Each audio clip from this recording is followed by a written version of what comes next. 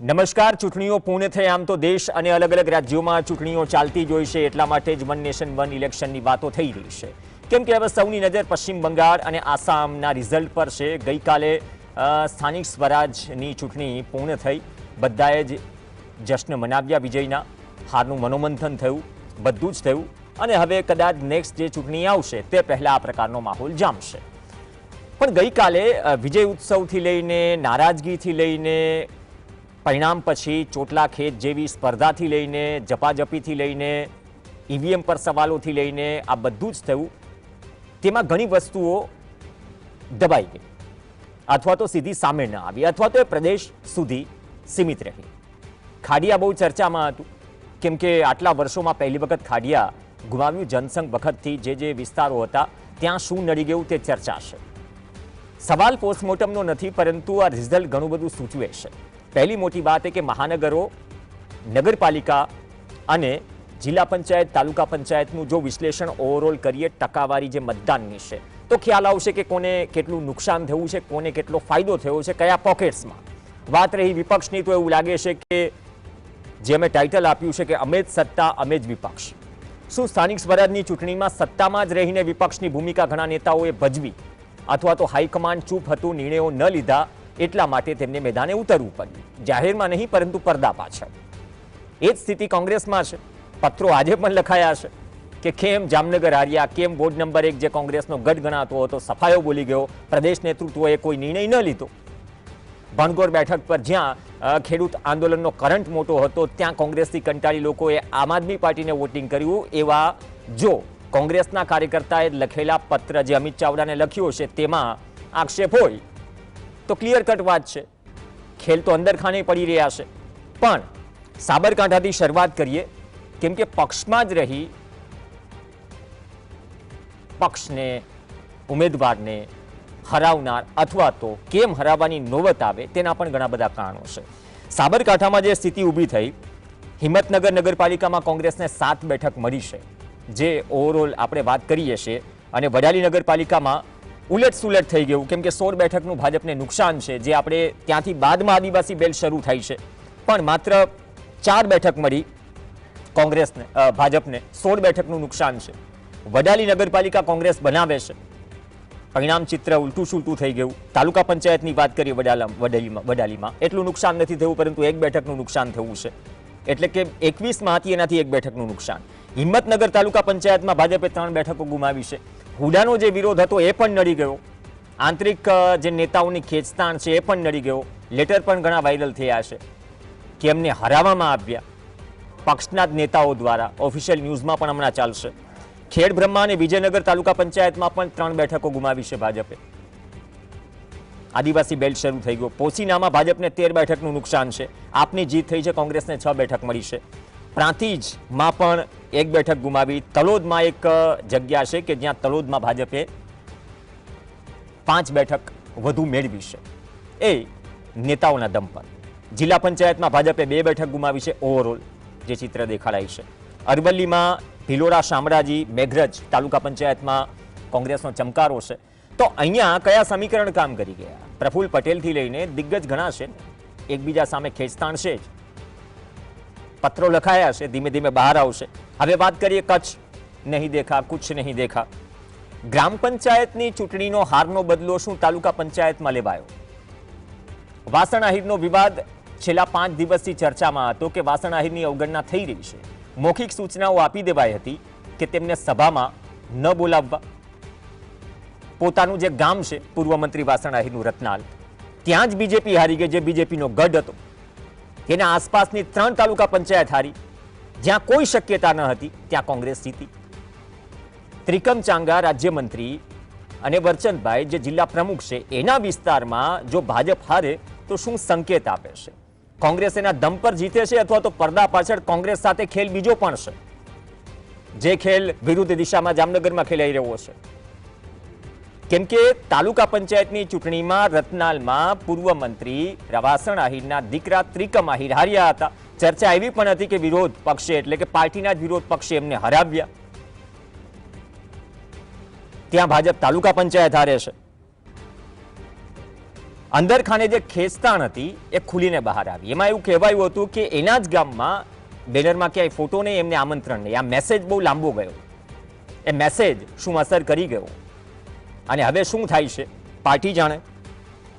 બીજી વાત કે અંજાર નગરપાલિકા છે, કોંગ્રેસને માત્ર 21માં એક જ બેઠક મળી હતી, એક જ ઉમેદવાર જીત્યા હતા, 9 પર પહોંચી. તો રાજ્યના મંત્રી અને સાથે જ જિલ્લા પ્રમુખનો વિસ્તાર હોય ત્યાં ભાજપમાં ગાબડું પડતું હોય, ગઢમાં ગાબડું પડતું હોય તો સીધો સંકેત એ છે કે ખેલ કંઈક બીજો ખેલાયો છે અને આ જગ જાહેર છે 5 દિવસથી. પાર્ટી શું કાર્યવાહી કરે છે બીજા નંબરની વાત છે. વડોદરાની વાત કરીએ, હણીકાંડથી માનીને બધું જ હતું, કોરી પાર્ટીઓ દઈ દીધી, ઘણા નામો કપાયા, રિપીટ ન કર્યા. પરંતુ ટિકિટ વહેંચણીમાં ગડબડના કારણે ભાજપને નુકસાન થયું. જે ગઢ છે એમનો 14 નંબરનો ગઢ, તેમાં ભાજપના 2 ઉમેદવાર હાર્યા. અમારા સહયોગીએ કહ્યું કે જનસંઘ વખતથી આ બહુ મોટો ઝટકો છે બીજેપીને. પરંપરાગત બેઠક છે. સૈલસ સોટાના 16 નંબરના વોર્ડમાં કોંગ્રેસને બેઠક મળી છે, ત્યાં પણ આંતરિક ડખો હતો.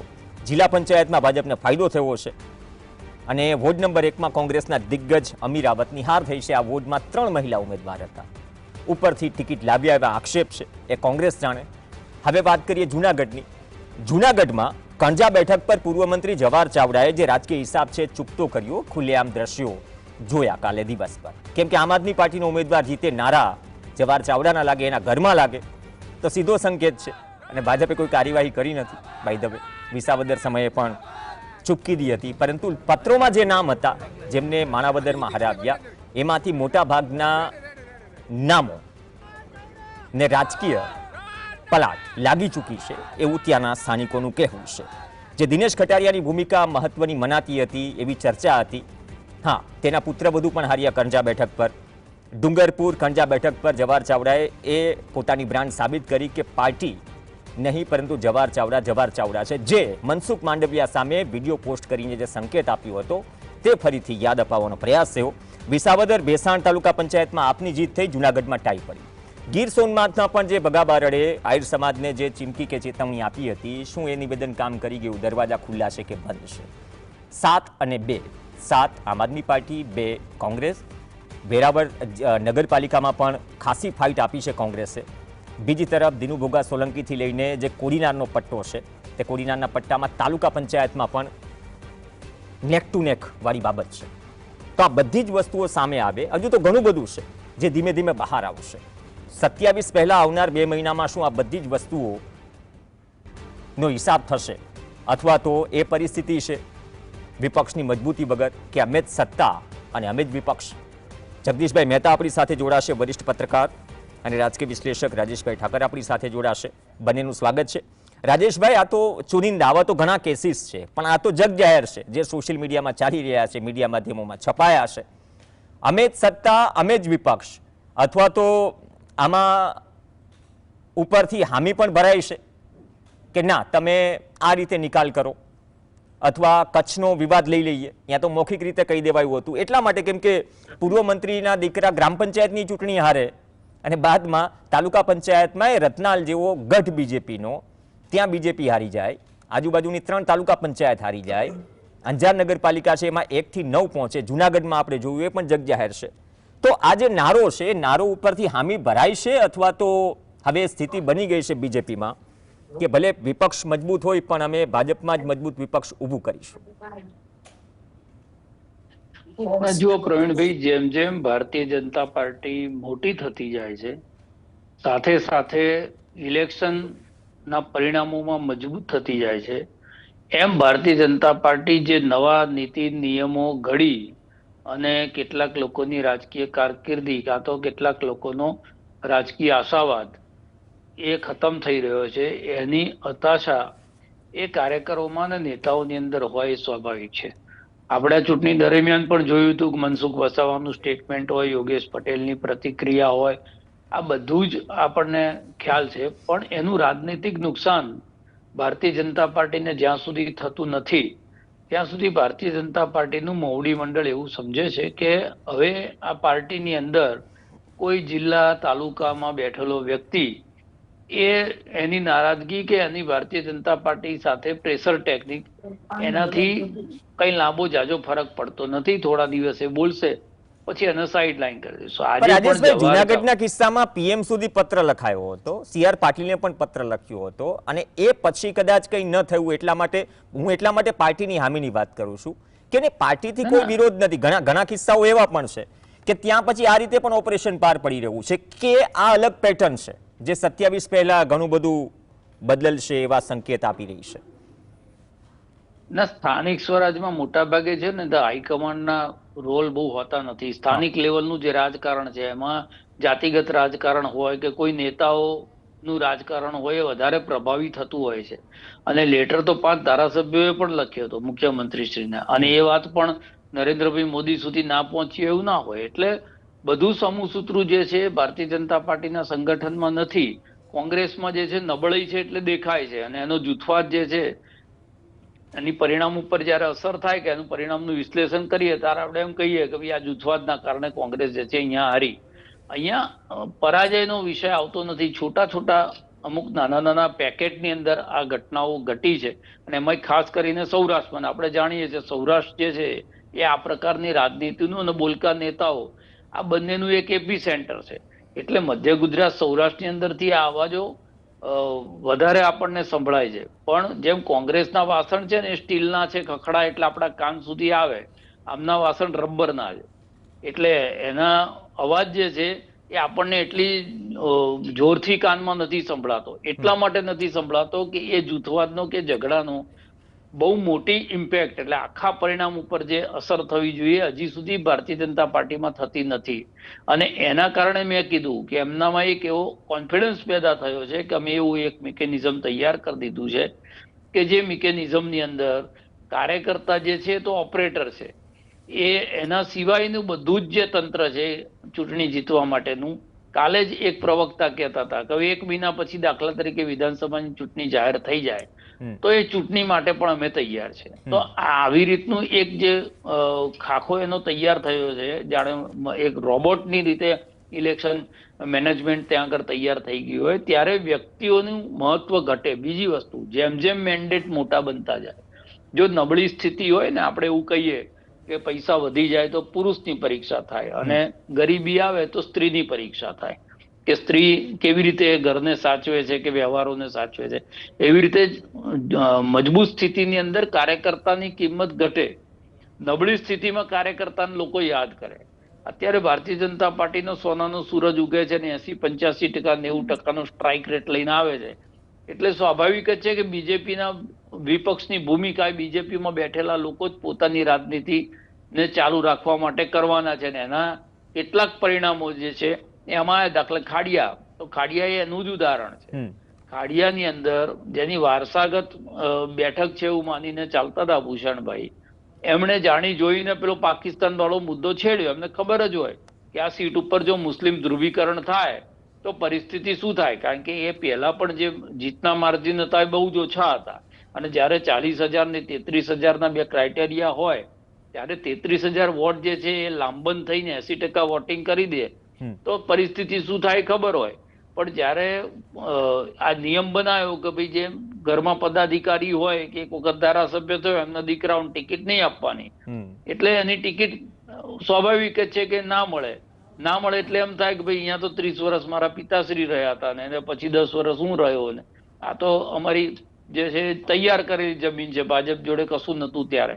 એટલે સમજી જોઈ અને કેટલાક સ્ટેટમેન્ટ પાસ કરવામાં આવે છે, અને એના કારણે પાર્ટીને નુકસાન થાય. હવે મહત્વ જે છે એ પોતાનું ઊભું કર્યું ત્યાં આગળ કે ભાઈ જો હું તમને આવી રીતે જીતાડી બી શકું છું ને હરાવી શકું. આ પોલિટિકલ વેઇટેજ ઊભું કરવા માટે અમુક વસ્તુઓ ત્યાં આગળ બનતી હોય છે. મનસુખ વસાવા તો અત્યારે એ જ કહી રહ્યા છે જે હું ચૂંટણી પહેલા કહેતો હતો ભાજપ ન હરાવશે, આ ડેડિયાપાડામાં બધે જ થયું છે નર્મદામાં. હા, હું એ મુદ્દા ઉપર પણ આવું છું, જે આદિવાસી બેલ્ટની જે વાત કરી કે જગદીશભાઈ, જે રાજેશભાઈ વાત કરી ને કે વજન ઊભું કરવા માટે અહીંયા અસ્તિત્વની પણ લડાઈ હોય છે. ઘણી વખત હાઈકમાન્ડથી થોડી મોરપ પણ મળે કે કાર્યવાહી ન થાય, એ નારાજગી પણ હોય છે. પણ આ પેટર્ન થોડી વધી રહી છે એવું લાગે છે, કેમ કે વિપક્ષ આ શબ્દ છે ને, સત્તા કરતા વિપક્ષ શબ્દ બહુ મોટો છે, એટલે કદાચ એવું ના લાગે કે સત્તામાં અમે અને સત્તા એટલી મોટી છે કે વિપક્ષમાં પણ અમે જ અવાજ ઉઠાવીશું, વિપક્ષ ઉઠાવે કે ન ઉઠાવે. મનસુખ વસાવા સાચા પડતા દેખાય છે આ કિસ્સામાં? જુઓ પ્રવીણભાઈ, હવે વન સાઇડેડ ગેમ થઈ ગઈ છે. અને વન સાઇડેડ કઈ રીતે? એક તરફ સરકાર એટલે કે તંત્ર છે ને બીજી તરફ લોકો છે. હવે વિપક્ષ નામની મધ્ય જે હતું સ્પીડ બ્રેકર એ લગભગ નીકળી ગયું કે એમ કે તો ચાલે. હવે જનતાએ અનેકો વખત કોંગ્રેસને વિપક્ષ તરીકે અજમાવી જોઈ છે.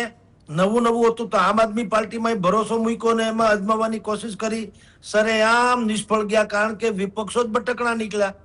એટલે હવે જનતા પોતાની રીતે જ નિર્ણય કરે તો મેળ પડે એમ છે. તમે જે અત્યારે જેની ચર્ચા કરવા બેઠા છો એ જ એનું પરિણામ છે. જનતા સ્વયં નક્કી કરે છે કોને જીતાડવા અને કોને હરાવવા, અને એ પણ રણનીતિ તહેત. તમારી જાણ ખાતર અહીંયા તમારી જે અત્યારે જેની ચર્ચા તમે જે મુદ્દાની કરી છે એના જેવી જ અહીંની સૌરાષ્ટ્રની તમને વાત કરું. માયાભાઈ આહિરની દીકરી ચૂંટણી લડતી હતી, ઈ હારી ગઈ, બોલો. અને એનો ભૂતપૂર્વ ડ્રાઈવર એ જ ગામનો, બોલો, માયાભાઈના ગામનો જ, અને ભૂતપૂર્વ ડ્રાઈવર એ કોંગ્રેસમાંથી જીતી ગયા, બોલો. હવે એના પહેલા તમને કહું, જુનાગઢની મહાનગરપાલિકાની જે ચૂંટણી થઈ, ગિરીશભાઈ કોટેચા એટલે જુનાગઢમાં ભારતીય જનતા પાર્ટીનું સરનામું એમ કહેવાતું હતું.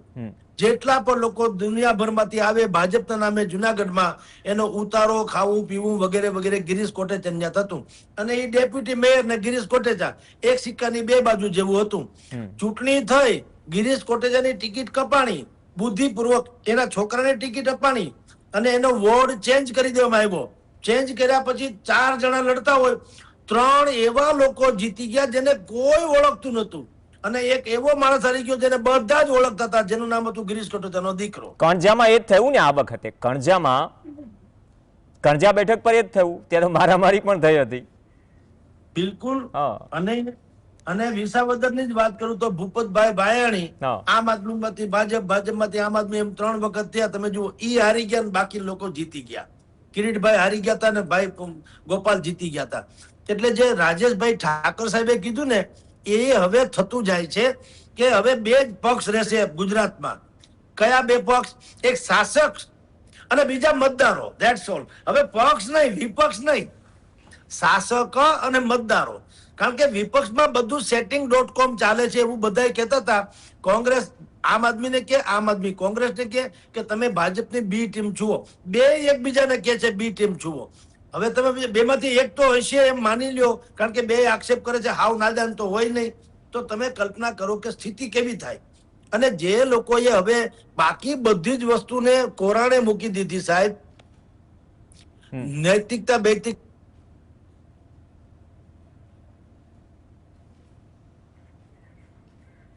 શું કોરાણે મુકાયું છે? થોડો ટેકનિકલ ઇસ્યુ પણ છે આમાં. ઘણી વખત અરજીઓ ઉપર સુધી ન પહોંચતી હોય, એ રીતે ઘણી વખત કવરેજ પણ ન પહોંચે. રાજેશભાઈ, હા, વિપક્ષનો રોલની જે વાત કરી રહ્યા છે, સાવ એવું તો છે ને. મેં એટલા માટે કીધું, જિલ્લા પંચાયત, તાલુકા પંચાયતનું જે વોટ શેર જે છે એ પણ દરેક પાર્ટીઓ સરખાવે, અથવા તો એ પેટર્ન ઘણું બધું 27 પહેલા નક્કી થશે. એના ઉપર હોમવર્ક કરવાનું પણ શરૂ થઈ ગયું હશે દરેક પાર્ટીઓ દ્વારા.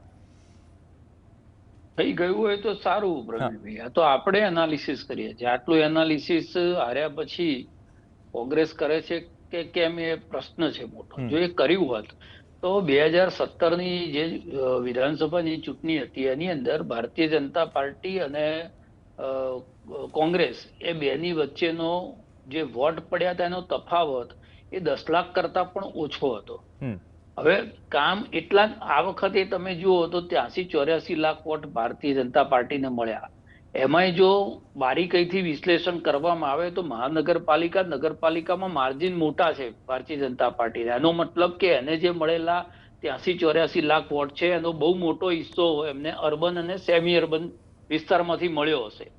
એ સિવાય કમ્પેરિઝનમાં જે જિલ્લા અને તાલુકા લેવલ ઉપર કોંગ્રેસને અને આમ આદમી પાર્ટીને વોટ મળ્યા છે એ જુઓ તો મને એવું લાગે છે કે તાલુકા જિલ્લા પંચાયતોની અંદરનો ભારતીય જનતા પાર્ટીને ગઈ વખત મળેલો વોટ એના કરતા એ વોટ શેર ઘટ્યો હશે. પણ જે ડિવિઝન થયું 21 કે 22 લાખ વોટ આમ આદમી પાર્ટીના બતાવે છે અને મોટા ભાગના તાલુકા જિલ્લા પંચાયતના બેઠકના છે, કારણ કે 2 12.47% જેટલા જ વોટ નગરપાલિકામાં એને મળ્યા છે. એનો મતલબ કે 12% જેટલા વોટ એને ગ્રામીણ સીટો ઉપર મળ્યા, તાલુકા અને જિલ્લામાં. તો ગ્રામીણ સીટો ઉપર મેક્સિમમ વોટ જે છે કોંગ્રેસ અને આમ આદમી પાર્ટીમાં વહેંચાયા. 13% એટલે બહુ મોટો હિસ્સો કહેવાય. વિધાનસભામાં એટલા જ વોટની કાતર જે છે એ કોંગ્રેસની લાગી હતી. પણ આ બધું લઈ અને ક્યાં કોના વોટ ઓછા થયા, આવતી રણનીતિ શું કરવી જોઈએ, મનમોટાવ મૂકીને એ ને બી ને સી ની બધું કરવામાં આપણે સત્તામાંથી બહાર રહીએ છીએ, એના બદલે ગંભીરતાથી ભેગા થઈને ચૂંટણી લડવાનું કે શું, આ બધા વિચારો જો વિપક્ષ કરવાનો હોય તો ઠીક છે. આ તો આપણે માથાકૂટ કરીએ છીએ. પણ નહીં, એ કોરાણે મુકાઈ ગયું છે. જગદીશભાઈ ફરીથી જોડાઈ ગયા છે ને, એ કોરાણે મુકાઈ ગયું છે ને, એ મનોમંથન કે વિચાર કરવો જ કોરાણે મુકાઈ ગયો છે. બાકી એફિશિયન્સી થી એને ઇમ્પ્લિમેન્ટ કરવામાં આવે તો લોકો છે, ઘણી વખત તે ઉમેદવાર પણ જોવે છે. એટલે પ્રજા વિપક્ષની ભૂમિકા નિભાવે, પ્રજા કોકને કંટાળીને જઈને વોટ આપે એની રાહ જોઈને વિપક્ષ બેઠો છે. ઓકે જગદીશભાઈ. જુઓ પ્રવીણભાઈ, હકીકત આપણે વચ્ચે ટેકનિકલ એરર થી ડિસ્કનેક્ટ થયા હતા, પણ વાત એ જ છે વોટ શેરિંગ ને જે રાજેશભાઈ ઠાકર સાહેબે વાત કરી તે છે. અત્યારે 10,000 જેટલી બેઠકોની ચૂંટણી હમણાં જે થઈ, તમે જુઓ બેયના પ્લસ માઇનસ કરો, આમ આદમી પાર્ટીને 19% મત મળ્યા છે, કોંગ્રેસને 30% અને 39% મળ્યા છે. 30%, કોંગ્રેસ 30, આમ આદમી 19, બેયનો તમે સરવાળો કરો તો 49% થાય છે. અને ભારતીય જનતા પાર્ટીએ વિજય મેળવ્યા, એને વોટ શેરિંગ કેટલો છે 51. એટલે 49 અને 51 માં 2% ફેરફાર છે. આપણે ઘણાને મજાક મસ્કરીમાં કહેતો આ તો 2% કા આદમી છે, પણ 2% કા આદમીમાં કેટલી ફેર પડી તમે જોઈ લ્યો, ક્યાંનો ક્યાં પહોંચી ગયું વોટ શેરિંગ ને કારણે. તો વિપક્ષો જેમ ભાઈ રાજેશભાઈ ઠાકરે કીધું તેમ કે આપણે બધા મનોમંથન કરીએ છીએ અને આપણે બધી સલાહ સૂચનો આપીએ, વિપક્ષ આમાં ગંભીરતાથી લે છે જ ક્યાં? આ દીવા જેવું સ્પષ્ટ છે કે તમારી પાસે 39% મત હોવા છતાં તમે હારી ગયા અને 51% મત હોવા છતાં ભારતીય જનતા પાર્ટી જીતી ગઈ. તો વિપક્ષોને જ્યારે કોમન શત્રુ, હરીફ કે સ્પર્ધક છે તેમ છતાં જો એક ન થવું હોય તો પછી એને આ બધું ભોગવવાનું રહ્યું. એટલે જ મેં આપણા શરૂઆતના ફેસમાં કીધેલું કે હવે જનતા સ્વયં વિપક્ષની ભૂમિકા ભજવે. અને વિપક્ષ એટલે ભાજપની વિરુદ્ધ જ એમ વિપક્ષ નહીં, સરકાર જેની બને એની, પણ હવે જનતાએ એની પાસેથી એકાઉન્ટેબિલિટી એટલે કે એને પોતાને કેવું પણ તમારી જવાબદેહી તમે નિર્માણ કરો. કારણ કે હવે પક્ષને આધારિત વાત કરશો તો કોઈ મેળ નહીં પડે.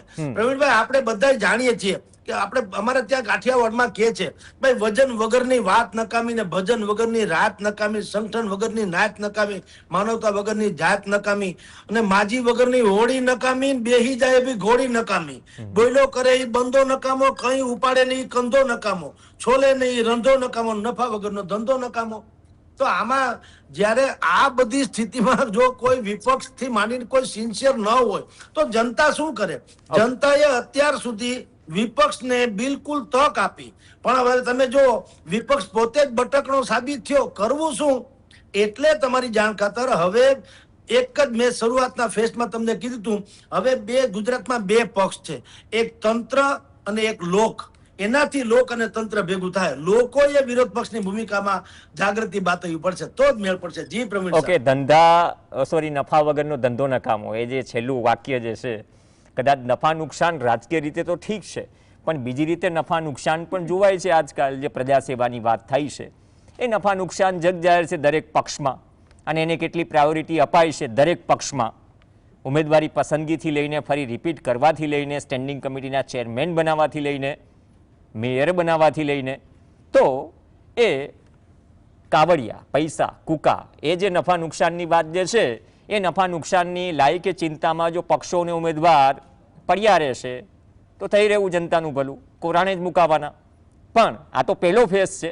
જોઈએ, રાજેશભાઈ પણ એક્સપેક્ટ કરી રહ્યા છે અને મીડિયાના પત્રકારો પણ એક્સપેક્ટ કરી રહ્યા છે થોડા ઝીણવટભર્યા આંકડા આવે તાલુકા પંચાયત, જિલ્લા પંચાયત, મહાનગર અને નગરપાલિકાના, તો એનાથી એટલીસ્ટ એ બેરોમીટર મળે કે જે જનાદેશ છે, લોકોએ જે પસંદગી દર્શાવી છે અથવા તો લોકોએ જે ઓપિનિયન આપ્યો છે એ ખરેખર શું દર્શાવે છે, એની અપેક્ષા રહેશે. બાકી તો 2022નો ફેક્ટ ફાઇન્ડિંગ કમિટીનો રિપોર્ટ છે જ કોંગ્રેસની હારનો, કદાચ મારી હશે, કોંગ્રેસના તમામ નેતાઓ જાણે છે.